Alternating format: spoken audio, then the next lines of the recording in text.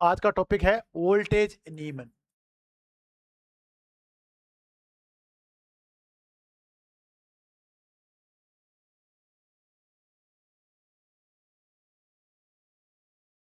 देखिए भी, अपने पास ट्रांसफार्मर है, उस ट्रांसफार्मर के दो वाइंडिंग है।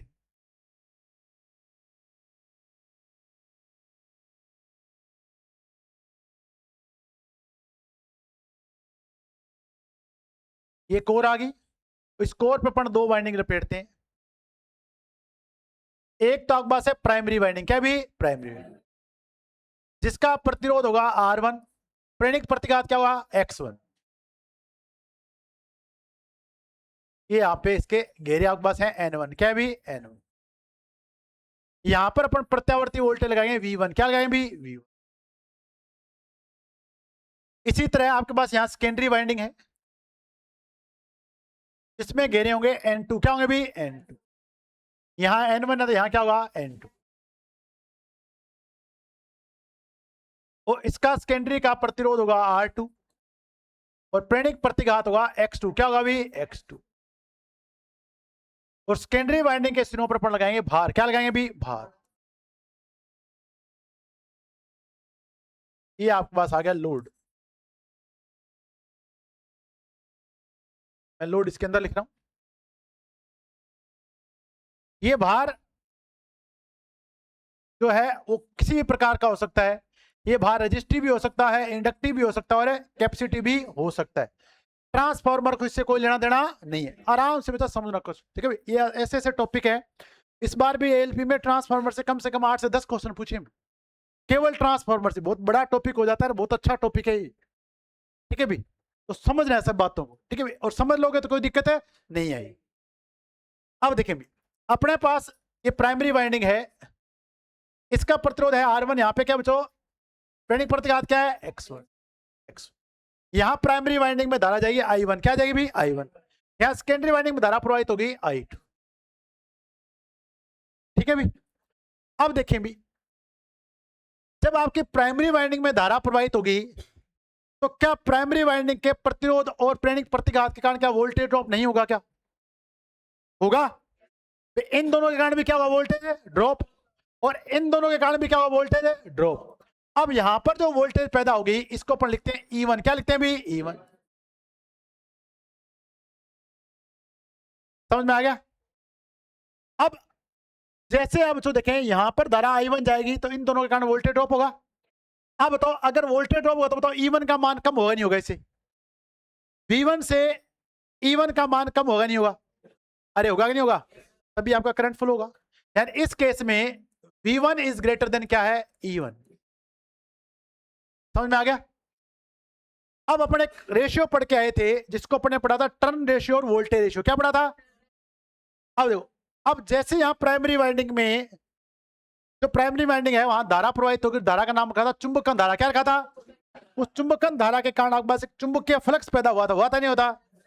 ये चुंबकीय फ्लक्स, इसका नाम अपन ने रखा था φm, क्या रखा था φm। जब ये φm फ्लक्स घेरों N2 से लिंक होगा तो यहां पर पैदा कर देगा वोल्टेज E2, क्या पैदा कर देगा वोल्टेज E2। करेगा नहीं करेगा, ये वोल्टेज पैदा हो जाएगी E2।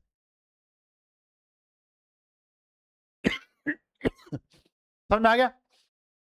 जैसे आप यहां पे बाहर लगाओगे इस वोल्टेज E2 के कारण क्या प्रवाहित होगी धारा I2 होगी। अब देखें भी, अगर आपके पास यहां प्राइमरी वाइंडिंग में धारा प्रवाहित हुई और प्राइमरी वाइंडिंग के जो वोल्टेज ड्रॉप है, एक तो R1 के कारण, दूसरा कौन सा है X1 के कारण, तो उसके कारण आपका E1 बताओ कम हुआ कि नहीं हुआ, कम हुआ। अगर आपके पास E1 का मान कम है तो E2 का मान बताओ कम होगा ज्यादा होगा। देखो कैसे, अपने पढ़ा है E2 भाग E1 बराबर होता है N2 भाग N1, पढ़ा है नहीं पढ़ा। और N2 भाग N1 को अपने लिखा है K, क्या लिखा है भी K, बताओ लिखा है कि नहीं लिखा। अगर मैं यहां पर E2 की बात करूंगा तो E2 बराबर बताओ K E1 हुआ कि नहीं हुआ, अरे बता दो। E2 बराबर क्या हुआ K E1। अब देखें भी, अगर आपके पास इस E1 का मान कम हुआ तो क्या E2 का मान कम होगा नहीं होगा, अरे बताओ। अगर यहाँ वोल्टेज ड्रॉप नहीं होता तो क्या E1 का मान कम होता, और अगर E1 का मान कम नहीं होता तो क्या E2 का मान कम होता? E2 का मान भी कम नहीं होता, यानी अगर E1 घट रहा है तो घटेगा E2 भी। सही कह रहा हूं? यानी क्या ये प्राइमरी वाइंडिंग यहां वाले वोल्टेज ड्रॉप को प्रभावित करी कि नहीं करी? यहां वाले वोल्टेज को प्रभावित करी है। अगर आपके पास E1 ज्यादा होता तो E2 भी क्या होता? तो V2 भी क्या होता? ज्यादा होता। पर अगर आपके पास E1 कम हो गया तो E2 भी क्या हो गया? कम हो गया। अब इस केस इधर आप देखें, जैसे आपके सेकेंडरी वाइंडिंग में धारा प्रवाहित हुई I2 क्या हुई? I2। तो आपके पास प्रतिरोध के कारण और इधर प्रेरणिक प्रतिघात दोनों कारण बताओ वोल्टेज ड्रॉप होगा नहीं होगा? तो अब जैसे जैसे I2 का मान बढ़ेगा वैसे वैसे इनके द्वारा होने वाले वोल्टेज ड्रॉप का मान बढ़ेगा नहीं बढ़ेगा?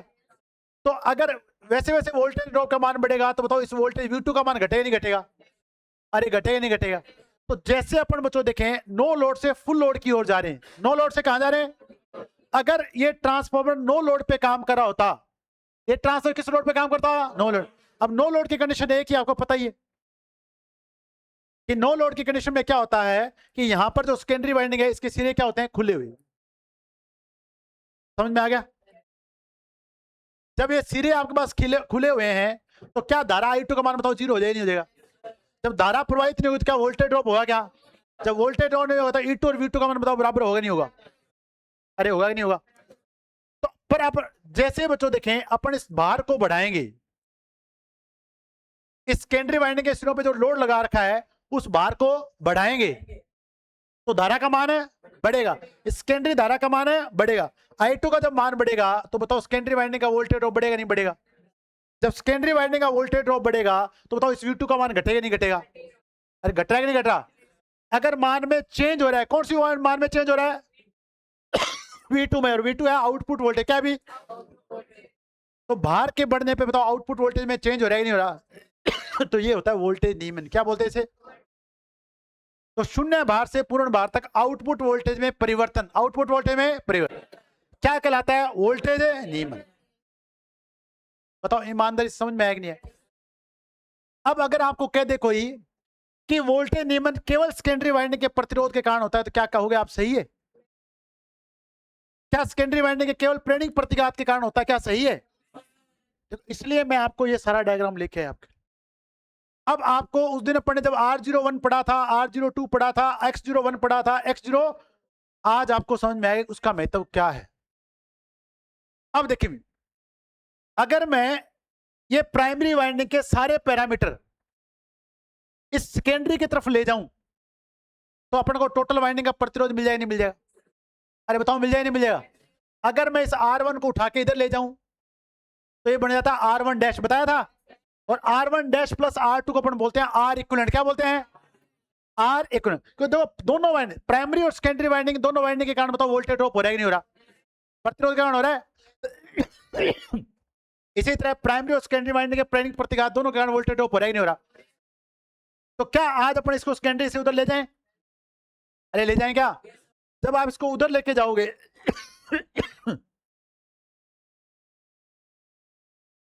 तो ये डायग्राम आपको ऐसा दिखाई देगा।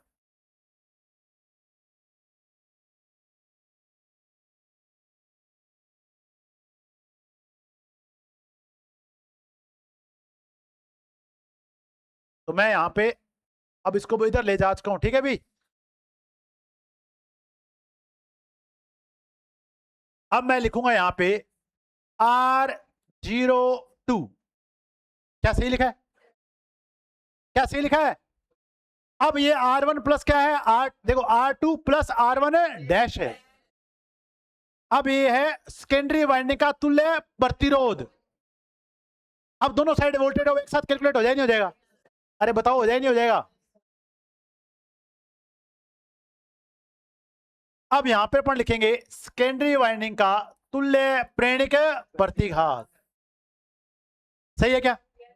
यहां पर धारा, यहां पर जो वोल्टेज पैदा होती है, जो उत्पन्न हो रही है वो कौन सी है? E2। यहां घेरे क्या है? N2। यहां घेरे क्या है? N1। यहां वोल्टेज कौन सी है? E1। यहां पर आरोपित वोल्टेज क्या है? V1।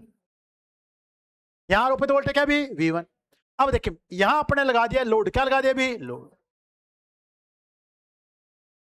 यहां अपने लगा दिया है लोड।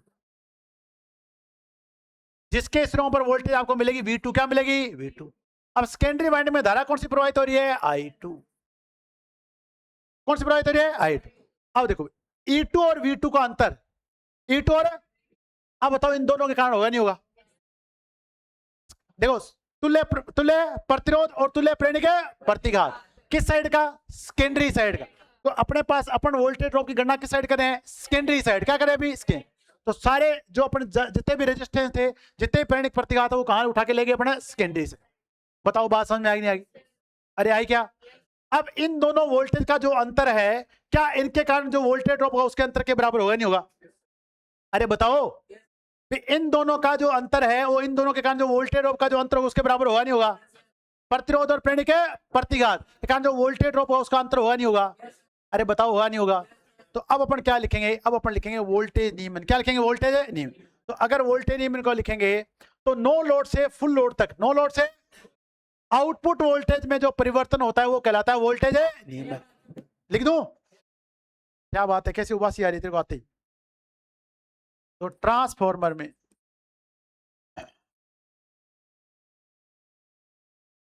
शून्य भार से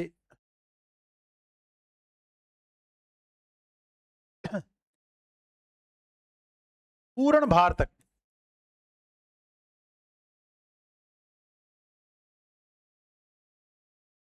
आउटपुट वोल्टेज में परिवर्तन वोल्टेज नियमन कहलाता है।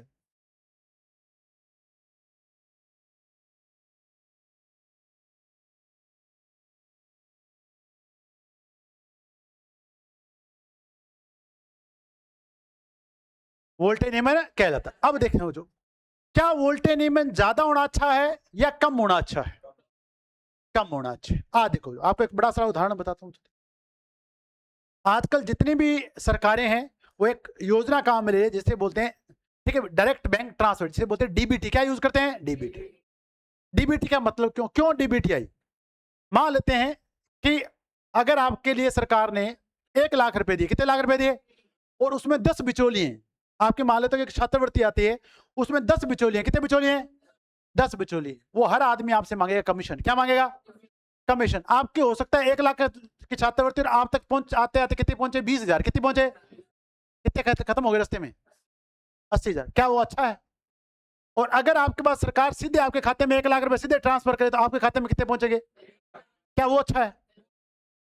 तो अपने लिए भी यही बात है, हम ये नहीं चाहते हैं कि जितना सेकेंडरी वाइंडिंग वोल्टेज पैदा कर रही है वो बताओ यहां ज्यादा पहुंचे कम पहुंचे, ज्यादा पहुंचे। जैसे आपके खाते में ज्यादा पैसे पहुंचे तो आपको अच्छा लगा। जब आपको यहां पे वोल्टेज ज्यादा मिलेगी तो ट्रांसफार्मर को हमें क्या लगेगा, अच्छा लगेगा। क्या लगेगा, अच्छा। तो बताओ ज्यादा वोल्टेज V2 पहुंचनी चाहिए नहीं पहुंचनी चाहिए। तो अगर आपके पास इस वोल्टेज का अंतर कम है, इस वोल्टेज का अंतर बताओ क्या होना चाहिए, कम होना चाहिए नहीं होना चाहिए। अगर आपके पास क्या इन दोनों वोल्टेज का अंतर क्या है, कम, तो वोल्टेज नियमन क्या हुआ, कम। और वोल्टेज नियमन कम होना क्या होता है, अच्छा होता है। क्या होता है, अच्छा। समझ में आएगा नहीं है।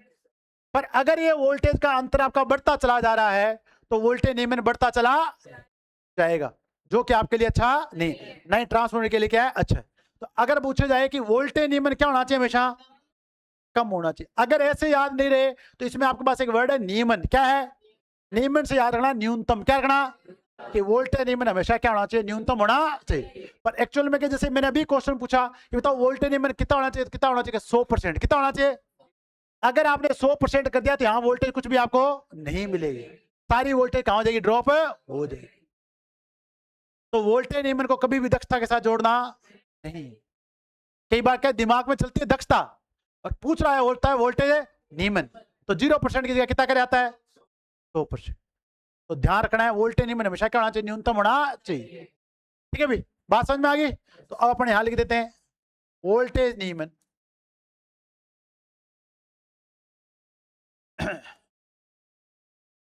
न्यूनतम होना चाहिए। और अगर पूछे आदर्श ट्रांसफार्मर का, तो आपको मैंने लिखा ही रखा है, तो आदर्श ट्रांसफार्मर के लिए कितना होना चाहिए, 0 होना चाहिए। होता होना चाहिए, होना तो बहुत कुछ चाहिए। और होता नहीं। अब तो यहां तक समझ में आ गया। अब अपन इसका बनाएंगे फॉर्मूला। क्या बनाएंगे? फॉर्मूला कैसे लिखे, ठीक है भाई, कि इसका जो फॉर्मूला है उसको किस तरह से लिखा जाए। देखना, अब वोल्टेज नियमन में चेंज बताओ किसमें किसमें हो रहा है? E2 और V2 में चेंज हो रहा है। तो इनका मैं बार बार बोला हूं अंतर। क्या बोला हूं? अब तो बड़ा कौन होता है? E2, छोटा कौन होता है? V2। ये कम हो जाएगा, और कम क्यों हो जाएगा? वोल्टेज ड्रॉप के कारण। तो अपन क्या लिखेंगे? VR बराबर लिख दे E2 minus V2। E2 minus है V2। अब भाग देंगे V2 से। किसे भाग देंगे? V2 से। E2 माइनस है V2। अब ये V2 है वो आपके फुल लोड वोल्टेज। क्या है? E2 जो है आपके पास स्टार्टिंग में नो लोड वोल्टेज। क्या भी? No load voltage. समझ आ गया? अब आप इसे चेंज करना चाह रहे हो परसेंटेज में। किसमें चेंज करना चाह रहे हो? तो परसेंटेज में चेंज करना चाह रहे हो तो क्या लगा दोगे? परसेंटेज का साइन, और यहां लगा दो गुणा में 100। बताओ समझ में आएगी नहीं है? अब आपको यहां लिखना है कि E2 है शून्य भार वोल्टेज। क्या लिखोगे? शून्य भार वोल्टेज। ये लिखना है क्योंकि क्वेश्चन में यही पूछे, शून्य भार वोल्टेज। तो V2 क्या है? पूर्ण भार वोल्टेज। पूर्ण भार,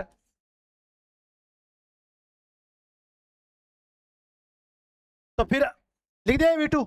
तो यहां पर जो V2 होगी आपके पास क्या है? पूर्ण भार है वोल्टेज। बताओ पहले बात, इतनी बातें समझ में आ गया।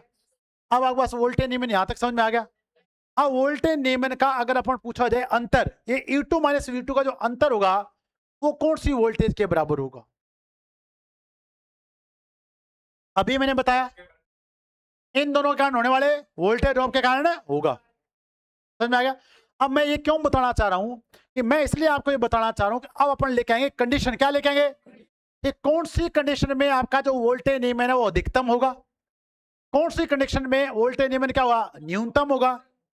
ये दोनों कंडीशन आपके पास पता होनी चाहिए। यहां से क्वेश्चन पूछता है एग्जाम। अब एक बात और, जो आज मैं आपको पढ़ा रहा हूं वोल्टेज नियमन वो सेम पढ़ाऊंगा अल्टरनेट में। किसमें पढ़ाऊंगा? तो सेम ही चलेगा। एक टॉपिक दो बार आएगा, सेम टॉपिक वहां दो बार आए। इसकी रेटिंग में किसमें होती है? केवीए में। अल्टरनेट की रेटिंग में किसमें होती है? केवीए में। तो सेम आएगा। चले भी, यहां तक कोई चीज समझ में आए तो पूछ लो पहले। समझ में आ गया फॉर्मूला कैसे बनाया, क्यों ऐसा लिखा, क्यों इसको R02 लिखा, क्यों X02 लिखा? याद हो गया सबको? अब देखिए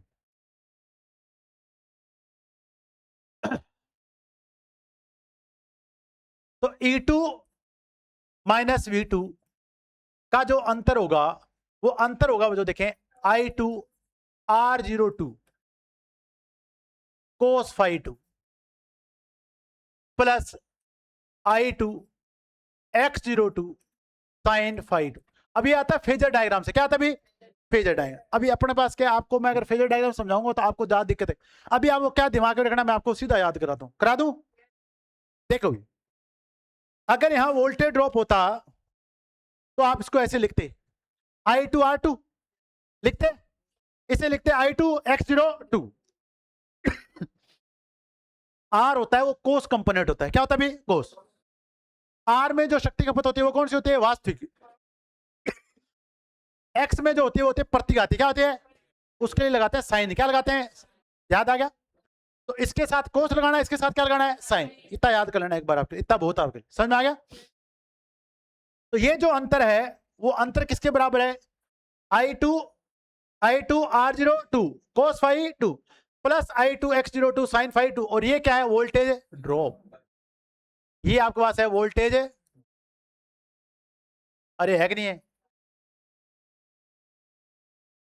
अब आपने E2 माइनस V2 को तो ये लिख दिया कि ये कौन सा वोल्टेज ड्रॉप है? I2 R02 cos phi 2 plus I2 X02 sin phi 2।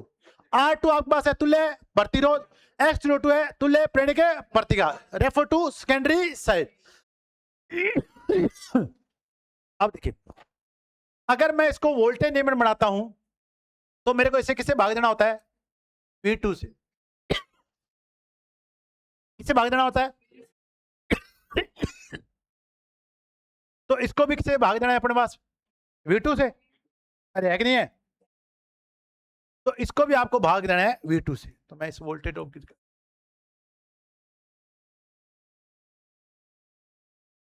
सही है भी। अब बताओ ये वोल्टेज नियमन का फॉर्मूला बताओ इसमें चेंज हो गया नहीं हो गया? अरे बताओ समझ में आया कि नहीं आया? इस E2 माइनस V2 के अंतर को अपन ये लिख दिया।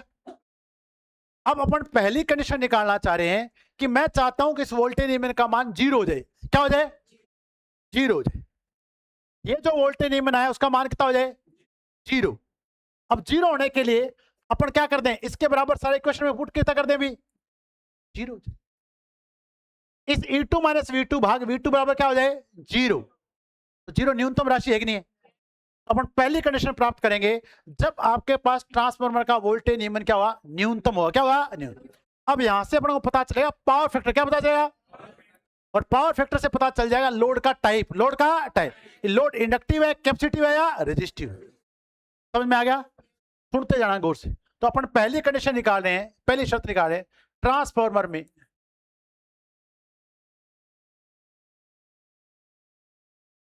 न्यूनतम वोल्टेज नियमन के लिए शर्त।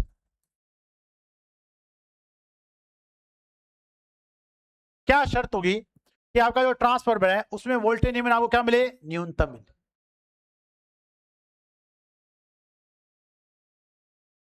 अब देखिए अब हमारे पास क्या है, ये कंडीशन आएगी अपने पास। अगर मैं इस V2 को बताओ 0 से गुणा करूंगा इधर जाके, तो बताओ कितना हो जाएगा? 0। अगर ये 0 हो जाएगा तो अपने पास ये कंडीशन आ जाएगी कि I2 R02 cos phi2 plus I2 X02 sin phi2 बराबर कितना हो जाए? 0। अगर ये अंतर 0 हो गया, ये अंतर कितना हो गया? जब अंतर 0 हो जाएगा तो E2 और V2 बराबर हो जाएंगे, हो जाएंगे। तो वोल्टेज नियमन कितना हो जाएगा? 0। कितना हो जाएगा? 0। तो 0 में किसी संख्या का भाग दोगे तो कितना आएगा? 0। अब ये अंतर बराबर किसके था? इसके बराबर था। और इसको अपन कितना करना चाह रहे हैं? 0। बताओ समझ में आया नहीं? पहले देता बताओ, ईमानदारी से बता जाना समझ में आए तो। अब देखिए देखो एक्चुअल में क्या होता है, मैं बहुत अलग तरीके से पढ़ाता हूं। मैं आपको इसीलिए कहता हूं, जो देखें आप मेरे से पढ़ के लाखों रुपए कमा सकते हो। आप जरूरी नहीं है कि आप बिजली बोर्ड में जाएं, आप भारत की PSU में भी काम कर सकते हो। और बहुत बच्चे काम कर रहे हैं PSU में। पर उस लेवल का आपको क्या करना पड़ेगा? समझना पड़ेगा। क्या करना पड़ेगा? तो वोल्टेज नियमन 2 बातों में खत्म हो जाता कि नो लोड से फुल लोड में होने वाला चेंज, वोल्टेज नियमन खत्म। पर अगर इसमें से क्वेश्चन ढंग के पूछेगा तो फिर आपको आएंगे नहीं। टॉपिक वही है पर आपको उस लेवल का पढ़ना पड़ेगा। अब देखिए अब मैं इसको लेके जा रहा हूं इधर, तो बताओ ये प्लस का होगा माइनस का हो जाएगा? माइनस का हो जाएगा अभी। तो अपन इसको उधर ले चलते हैं। I2 R02 cos phi2 बराबर हो जाएगा minus I2 X02 sin phi2। आपने ऐसी थ्योरी पढ़ी है ना, तो आपको काम आने वाली है भी। पढ़ी है ना ऐसी थ्योरी आपकी। अब I2 से I2 क्या हो गया? कैंसिल। अब मेरे को tan थीटा बनाना है। tan क्या होता है? साइन बटा कोस होता है, कोस बटा साइन होता है। साइन बटा में कोस, तो मैं साइन बटा कोस होता है तो मैं इसको इधर ले आऊं। सही है? तो उधर लेके जाऊं, यानी इसको उधर लेके जाऊं, इसको इधर ले जाऊं, तो फिर इसको इधर ले आऊं। सही है भी? अब देखो अपन इसको उधर लेके जाते हैं तो ये इधर आएगा, तो इधर से अपने पास आ गया R02 बटा में X02। सही लिखा है? और अगर इधर से ये उधर गया, ठीक है, थोड़ी सी लाइनें नीचे आ गई ज्यादा ना, सही कर लो, हटा दें, कोई बात, हटा देते हैं, थोड़ी नीचे कर देते। तो साइन बटा में कोस, इसको तो इधर लेके जाना है, तो इसको यहां से इधर लेके आना। तो अपन इसको उधर लेके जाते हैं, तो ये आ गया आपके पास R02 बटा में X02 माइनस साइन phi2 भाग कोस phi2। ठीक है भी? अब साइन बटा कोस को बोलते हैं tan। क्या बोलते हैं भी? tan। तो यहां से अपने पास आ गया, इसको मैं इधर ले आता हूं, चलो कोई दिक्कत नहीं। ये आ गया आपके पास ten five two, ten five. अब यहाँ पे साइन किसका है, माइनस, किसका भी, माइनस का। ठीक है भाई, तो माइनस का साइन है तो आप इसको इधर ले आओ। कर सकते हो माइनस के साइन, तो थीटा जो कोण होता है तो देखें वो कभी माइनस का नहीं होता। अब अपने पास क्या है, अगर इसको अपन इधर लेके आएंगे तो ये अपने पास क्या आ जाएगा, R02 भाग X02। अगर आपको दिक्कत है इसको माइनस से गुणा कर दो, इसको माइनस से गुणा करो तो क्या हो जाएगा, प्लस, और ये क्या हो जाएगा, माइनस। बताओ हो जाए नहीं हो जाएगा। इतनी बात समझ में आ गई, अरे कर दिया गुणा। चलो अब आप देखो और क्या चलता है। अब देखो बच्चों, ये अपने पास है एंगल फाइव टू, क्या है, five minus tan inverse, tan inverse. अब कहीं कहेंगे सर वो टेन इनवर्स के रोल आ गया। यहां अगर आप इसको इधर लेके गए, ये फाइव के साथ टेन गुणा में, तो यहां जाएगा किस में जाएगा, भाग में, और ऊपर लेके जाओ किस में आ जाएगा, 10 के हाथ माइनस है एक, इसलिए अपने लिया 10 के हाथ माइनस है एक। R02 भाग X02। अब इसके साथ कौन आ रहा है, माइनस का, क्या आ रहा है अभी, इधर देखो भाई, साइन किसका आ रहा है, माइनस का, साइन किसका आ रहा है, माइनस। अब देखो बच्चों, माइनस का साइन का मतलब क्या, इस माइनस का साइन का मतलब ये होता है कि आपकी जो धारा है वो वोल्टेज से आगे है, धारा है वो वोल्टेज से क्या है, आगे। जब धारा वोल्टेज से आगे होती है तो पावर फैक्टर बताओ कैसा होता है, अग्रगामी या पश्चगामी। मैंने आपको बताया था देखिए, यहां जो ये वोल्टेज V2 है और ये धारा क्या है, I2, इन दोनों के बीच में जो फेज अंतर है, जो क्या है, फेज, वो इस तरह का है कि आपकी धारा I2, धारा I2 आगे एक पीछे, किससे आगे है, वोल्टेज। और जिससे पता करना होता है आगे हो तो आप मुंडी ऊपर बैठ के क्या घुमाते हैं, क्लॉकवाइज। अरे सही है क्या। तो अगर आप तो देखें यहां पर अपने पास I2 है, तो यहां पे क्या है, V2, और एंगल क्या है, φ2। अब आप I2 में बैठ के मुंडी क्या घुमाओ, तो बताओ V2 पीछे दिखाई देगा नहीं देगा। धारा आगे, वोल्टेज क्या है, वो माइनस का निशान आपको ये बता रहा है कि धारा आगे और वोल्टेज क्या है। अब धारा आगे और वोल्टेज पीछे, तो पावर फैक्टर बताओ कौन सा है, अग्रगामी, क्या है, अग्रगामी।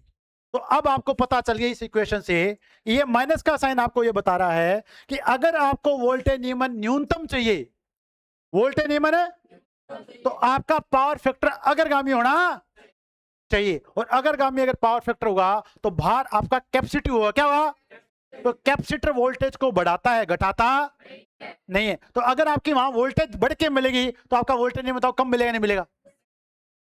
अरे सही है क्या। अब तो देखिए अपने क्या खेतों में क्या होता है, ठीक है भी, इंडक्शन मोटर लगी होती है, क्या लगी होती है, इंडक्शन मोटर। तो वहां कैपेसिटर बैंक लगाते हैं, आपने देखिए इतना सा एक डब्बा आता है, उसके 3 तार होते हैं, R Y B तीनों में डाल देते हैं, ठीक है भी। आम भाषा में शायद उसको क्या बोलते हैं, कुछ बोलते हैं तो मेरे नाम नहीं है, सेल बोलते हैं, कई तो सेल बोलते हैं, सेल बोलते हैं, एक्चुअल में बताओ कैपेसिटर बैंक। अब वो वहां पर वोल्टेज बढ़ा रहा है, क्या बढ़ा रहा है, वोल्टेज।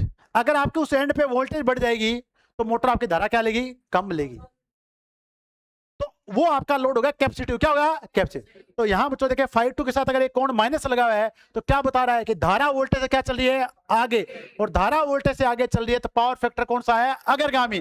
और पावर फैक्टर अग्रगामी है तो लोड कौन सा है, कैपेसिटिव। तो न्यूनतम वोल्टेज नियमन के लिए बताओ पावर फैक्टर किस टाइप का होना चाहिए, पावर फैक्टर क्या होना चाहिए, अग्रगामी। क्या होना चाहिए, अग्रगामी। समझ में आ गया सभी को। तो न्यूनतम वोल्टेज नियमन के लिए पावर फैक्टर क्या होना चाहिए, अग्रगामी। समझ में आ गया। ये कैसे आया क्वेश्चन, ठीक है भी। तो अपन यहां कंडीशन लिख दें, तो ट्रांसफॉर्मर में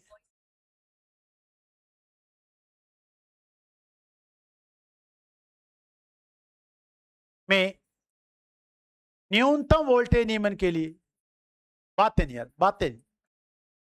देखो मेरे से बोला बहुत मुश्किल जा रहा है, फिर भी मैं लगा पड़ा हूं कि पढ़ा दिया जाए। अब वोल्टेज नियमन के लिए शक्ति गुणांक,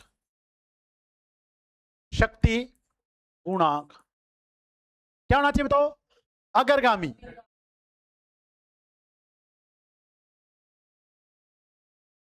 तथा भार प्रकार धारित्य होना चाहिए, कैपेसिटी होना चाहिए।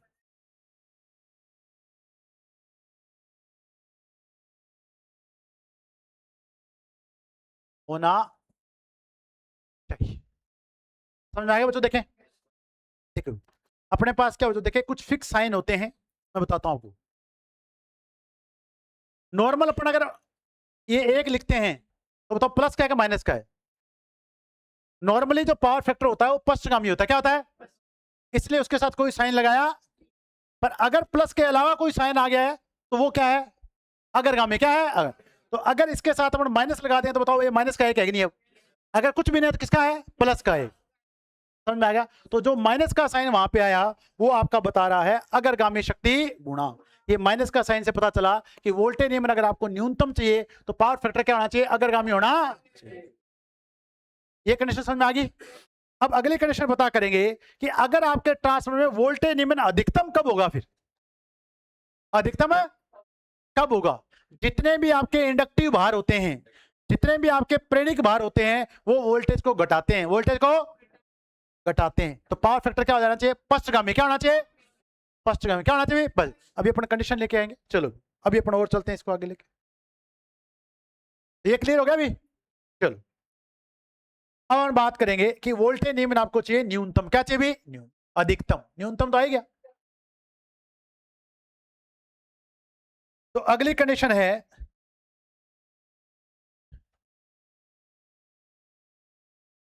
ट्रांसफार्मर में अधिकतम वोल्टेज नियमन के लिए शर्त।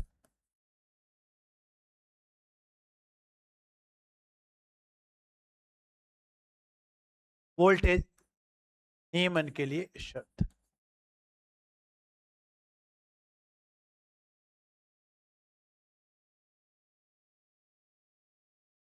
अब देखिए अधिकतम वोल्टेज नियमन के लिए क्या होना चाहिए। देखो अभी अपने पढ़ा था E2 माइनस V2 भाग V2। ये क्या बताता है? वोल्टेज नियमन को। बताओ, बताता ही नहीं बताता। और इन दोनों का जो अंतर है वो किसके बराबर है? I2 R02 cos phi 2 plus I2 X02 sin phi 2। समझ में आ गया? अब इसमें भाग किसका देना बच्चों? देखें V2। अब अगर ये अंतर अधिकतम हो जाए, अब ये अंतर क्या हो जाए? अधिकतम हो जाए, तो बताओ वोल्टेज नियमन अधिकतम होगा नहीं होगा? ये वाला अंतर, ये वाला अंतर क्या हो जाए? अधिकतम हो जाए, तो वोल्टेज नियमन क्या होगा? अधिकतम होगा। अब तो देखिए अधिकतम की कंडीशन निकालने के लिए अपन करते हैं अवकलन। क्या करते हैं भी? अवकलन। ठीक है भी? तो अपन इस इक्वेशन का कर देंगे अवकलन। किसके सापेक्ष? फाई 2 के सापेक्ष। तो अगर आपके पास बच्चों देखें dVr बटा में d फाई 2, ये कंडीशन क्या आएगी? अधिकतम वोल्टेज नियमन के लिए। अब इसका अपन करेंगे फाई 2 के सापेक्ष अवकलन। क्या करेंगे भी? अवकलन। तो कोस का साइन होता है, साइन का माइनस कोस होता है। ये कोस का क्या होता है? साइन। और साइन का क्या होता है? माइनस। अब देखिए इसको अगर अपन अवकलन करेंगे फाई 2 के सापेक्ष इस इक्वेशन को ऊपर वाली, तो अपने पास क्या आएगा? I2 R02, ये आपके पास हो जाएगा साइन फाई। और इसका अपने पास हो जाएगा minus I2 X02 cos phi. और ये अपन लिखना बराबर 0। क्या लिखना भी? 0। ये बस केवल अपन ने इसका अवकलन करके लिख दिया। आपको अवकलन आ जाए कोस का क्या होता है? साइन। साइन का क्या होता है? माइनस है कोस। समझना है अपन को, प्लस लेके आना कैसे है। अब देखो ये अपने पास क्या मैक्सिमम की कंडीशन है। अब वापस इसको उधर लेके जाओ, इसको उधर लेके जाओ, किसका हो जाएगा? प्लस का। अरे हो जाए नहीं हो जाएगा? तो इसको उधर लेके जाओ, तो I2 R02 बराबर साइन फाई 2 बराबर हो गया I2 X02 cos phi. I2 से I2 क्या हो गया? कैंसिल। अब अपन को क्या बनाना है? साइन बटा में कोस। कोस इधर आएगा, अरे टेन बनाने के लिए इधर आया नहीं आएगा? ये इधर आएगा, माइनस का क्या हो जाएगा? भाग में जाएगा। और अगर ये जाएगा तो जाएगा भाग में। अरे जाएगा नहीं जाएगा? अब कईयों का तो यहां से दोहरा साना चालू हो गया, ओके लिख दियो। ठीक है भी? ये क्या लिख दिया, प्लस को माइनस, माइनस को प्लस, बताऊंगा बाद में और बताऊंगा डिटेल। अब देखिए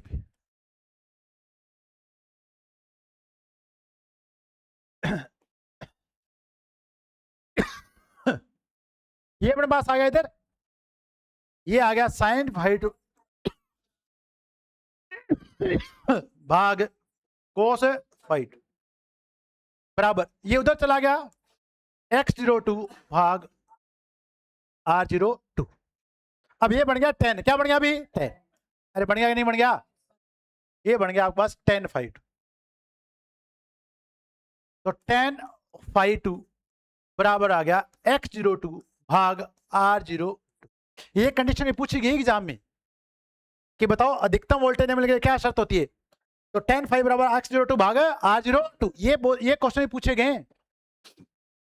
अब अगर अपन फाई टू का मान निकालेंगे तो फाई टू के मान में कहीं पे भी आपको माइनस दिखाई दे रहा है क्या, अरे बताओ, माइनस नहीं दिखाई दे रहा तो प्लस दिखाई दे रहा है क्या, प्लस दिख रहा है। यानी इस बार आपके पास क्या है, जो एंगल है उसके अकॉर्डिंग वोल्टेज आगे है, धारा पीछे, ये वोल्टेज V2 आगे और धारा I2 क्या है पीछे, तो बताओ पावर फैक्टर क्या हो गया, फिर पावर फैक्टर क्या हो गया पश्चगामी। अगर आपका वोल्टेज निम्न अधिकतम चाहिए, क्या चाहिए अधिकतम, तो पावर फैक्टर कौन होना चाहिए पश्चगामी, क्या होना चाहिए, और भार क्या होगा फिर अगर पश्चगामी, तो इंडक्टिव, भार क्या होगा इंडक्टिव। बताओ समझ में आएगी नहीं है। अब आपको ना इन चीजों से डरना नहीं, देखो जब आप सोल्व कर करके चीजों को देखोगे ना तो आपके लिए क्या हो जाएंगे, आसान हो जाएंगे, फिर रट्टा नहीं मारना पड़ेगा। तो यहां से अपना कंडीशन क्या मिलेगी कि अधिकतम वोल्टेज नियमन, अधिकतम वोल्टेज नियमन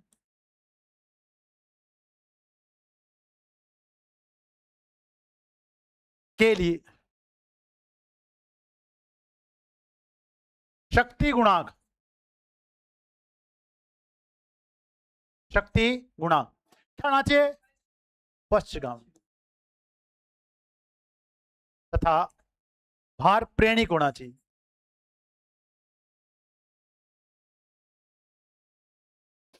होना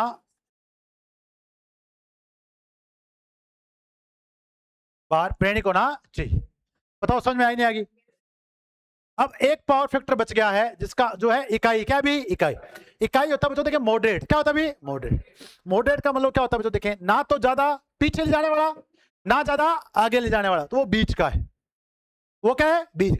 मान लेते हैं कि अगर आपके पास इंडक्टिव लोड है तो आपका वोल्टेज नियमन 10% हो रहा है, कितना हो रहा है, और अगर आपका लोड कैपेसिटिव है तो वोल्टेज नियमन मान लेते हैं 2% हो रहा है, कितना हो रहा है 2%। तो आप पूछो इकाई पे, तो दोनों के बीच का, अब हो सकता है 5 या 6, 5 या 6, तो ना तो ज्यादा ना कम।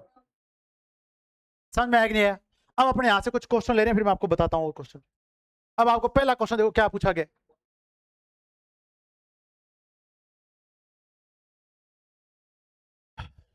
ऑप्शन प्रतिशत अंतर क्या है, वोल्टेज नियमन हमेशा परसेंटेज में होता है, किसमें होता है, फुल लोड एवं नो लोड सेकेंडरी वोल्टेज का प्रतिशत है अंतर। कहीं पे भी प्राइमरी के बारे में चर्चा की, इसलिए अपन सारे पैरामीटर कहां ले गए, सेकेंडरी साइड, कहां ले गए सेकेंडरी। बताओ समझ में आएगी नहीं है, बी ऑप्शन। अगला क्वेश्चन देखो, फॉर्मूला बताओ मेरे को।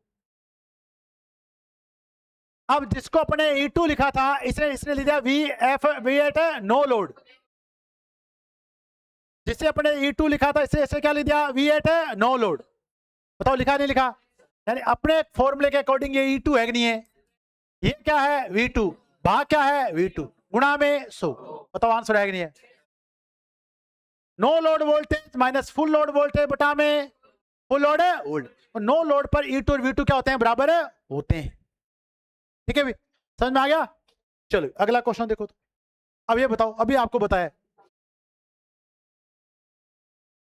अभी मैंने बताया आपको, देखो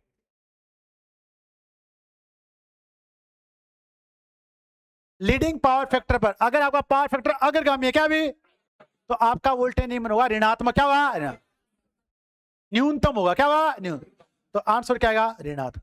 बताओ क्या ऐसा क्वेश्चन नहीं पूछा जा सकता एग्जाम में, इतना ही तो पूछो ना कि लीडिंग पावर फैक्टर बताओ क्या हो जाएगा, जब मैं तो एक ही बात पढ़ के नो लोड से फुल लोड में अंतर, किस पावर फैक्टर में वोल्टेज नियमन अधिकतम होगा, अभी बताया तुम्हें, लैगिंग पावर फैक्टर, समझ में आया कि नहीं है? चलो अगला क्वेश्चन देखो।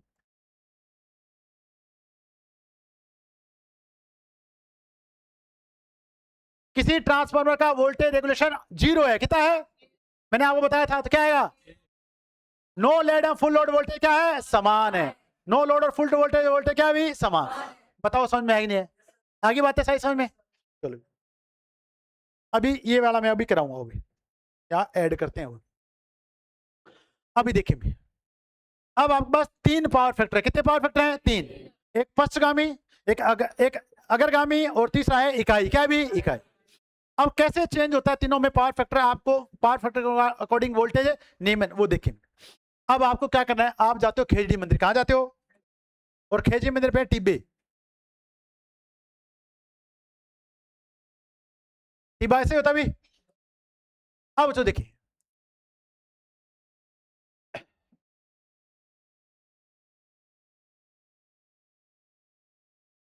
एक टिब्बा है, टीला मान लो।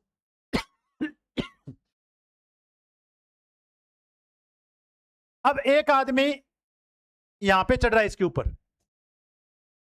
ठीक है भाई। वो अगर यहां चला गया तो वो सबको लीड करेगा, क्या करेगा भाई? लीड, कि मेरे ले रहा होते। अगर 5-10 आदमी चढ़े हैं सारे, उसके पीछे पीछे चढ़ेंगे नहीं चढ़ेंगे? वो सबसे आगे, तो वो लीड करेगा नहीं करेगा? तो जो चोटी पे पहुंच गया वो करेगा लीड, क्या करेगा? लीड। जो यहां पे है वो करेगा लैग, क्या करेगा? लैग, तो यहां पे आएगा लैगिंग। जो बीच में है वो कहेगा मैं हो गया यूनिटी, क्या हो गया अभी?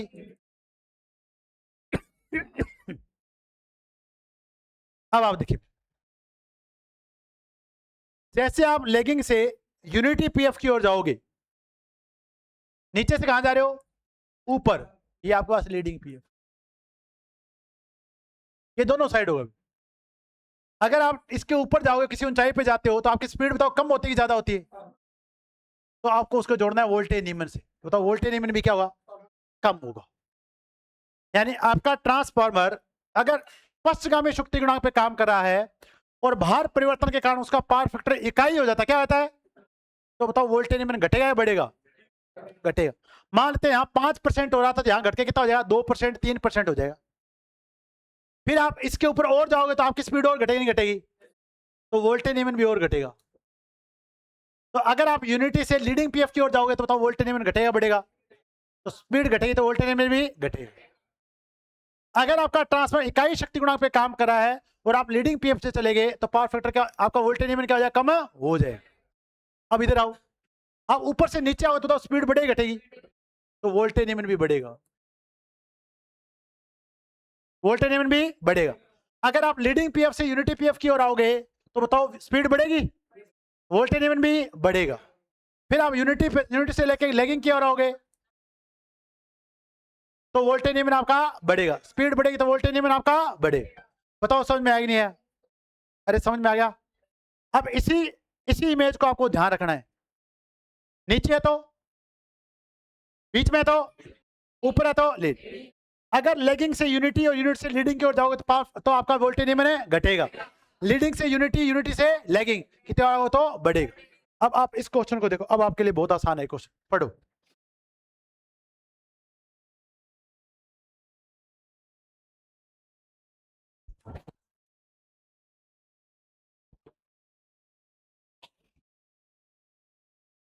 अब बताओ आंसर क्या आएगा? अरे क्या हो जाएगा?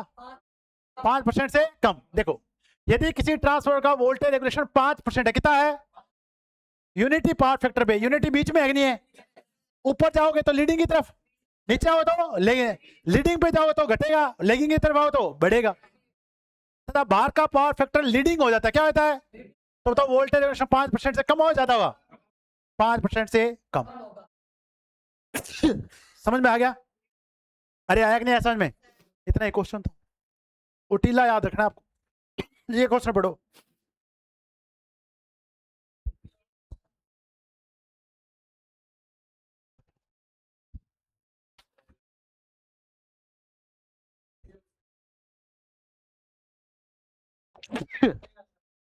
क्या हो जाएगा?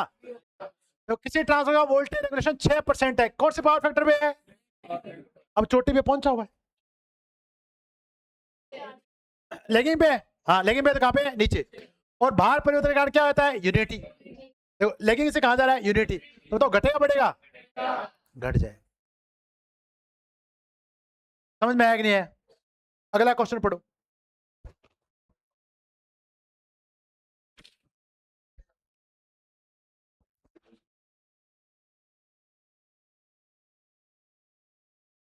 पढ़ो पढ़ो।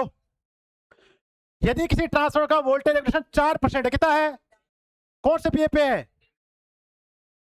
और पावर फैक्टर लीडिंग होने पर कितना हो जाता है? कम हो गया?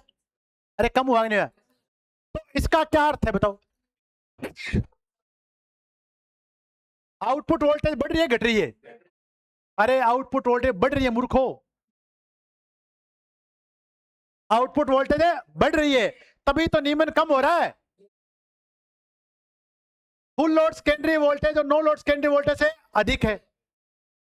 फुल लोड माइनस का मतलब क्या है? अब आपकी V2 ज्यादा होगी किससे? E2 से। V2 ज्यादा किससे होगी? E2 से। तो आपकी full load secondary voltage no load secondary voltage क्या है? अधिक है। ए ऑप्शन आएगा इसका। समझ में नहीं आया? कौन है जो मैं बताता हूं, मेरे को पता है, मेरे को पता है। देखो VR बराबर अपने क्या पढ़ा है? E2 माइनस V2 भाग V2। अब ये वैल्यू बताओ माइनस में कब आएगी? V2 का माइनस से ज्यादा हो जाए। अगर ये 100 है, E2 कितना है? 100, और ये बढ़ के 120 हो जाए, कौन है? V2। भाग से देना 120 है, तो ऊपर बताओ माइनस का 100 माइनस का 20 आएगा नहीं है? बटा में 120, तो बताओ ये वैल्यू माइनस की आएगी नहीं? माइनस की वैल्यू कब आई? जब E2 जब V2 का मान किससे ज्यादा हो गया। तो यही तो कह रहा है कि full load secondary voltage no load secondary voltage क्या है? अधिक है। अब समझ में आएगा नहीं है? हो गए सारे क्वेश्चन। इसी के साथ आपका वोल्टेज निम्न क्या है? कंप्लीट।